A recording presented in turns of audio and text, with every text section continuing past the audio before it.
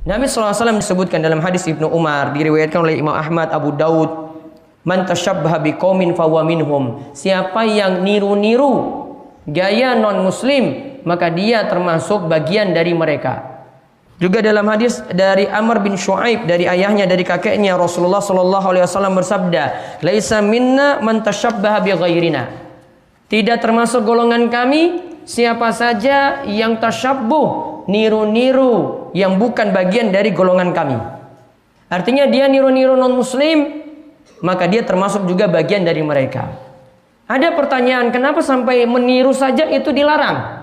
Kata Ibnu Taimiyah dalam kitabnya Iqtida' Shiratal Mustaqim, beliau mengatakan, karena kalau kita meniru dalam masalah penampilan, ini lahiriah, maka akibatnya batinnya juga akhirnya jadi suka.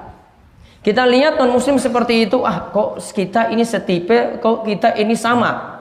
Akhirnya awalnya cuma di luar saja, akhirnya merambat sampai ke dalam batin.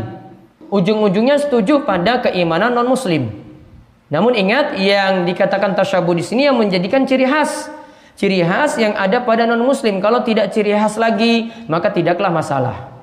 Maka ada beberapa yang tidak lagi menjadi ciri khas non-muslim. Dulu mungkin berpakaian dasi itu menjadi bagian dari ciri khas non-muslim. Namun sekarang kaum muslimin memakainya lagi dan tidak bisa dibedakan antara muslim ataupun tidak. Jadi masih dibolehkan. Namun ada yang menjadi ciri khas dan ini jadi ritual mereka dan ini mereka rayakan atau ini menjadi ciri khas mereka. Contoh saja yang disebutkan oleh para ulama, kita dari dulu tidak mengenal ulang tahun karena niru gaya artis-artis di TV dan juga ikut orang-orang barat yang ada di TV, akhirnya juga ikut merayakan ulang tahun. Niup-niup lilin, pingin panjang umur, padahal hakikatnya tidak seperti itu.